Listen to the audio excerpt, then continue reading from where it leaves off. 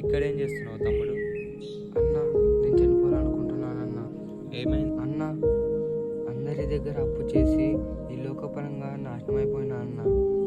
మా ఇంటి దగ్గరికి వచ్చి అప్పుల వాళ్ళు అడుగుతున్నారన్న. అవునా తమ్ముడు, నీకోసం ఒకటి చెప్తారా?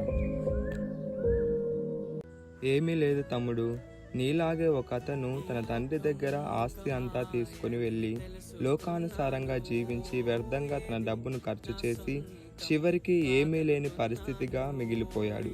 చివరికి అంతా పోగొట్టుకొని తన తండ్రి దగ్గరికి వచ్చినప్పుడు తన కుమారుని చేర్చుకున్న తండ్రిగా ఉన్నాడు. నువ్వు కూడా ఈ లోకానుసారమైనవన్నీ వదిలేసి దేవుని దగ్గరకు వచ్చినట్లయితే తప్పిపోయిన కుమారుని తన తండ్రి ఏ విధంగా చేర్చుకున్నాడు, నువ్వు కూడా మన దేవుని దగ్గరకు వస్తే తప్పిపోయిన కుమారుని తన తండ్రి ఏ విధంగా చేర్చుకున్నాడో నిన్ను కూడా అదే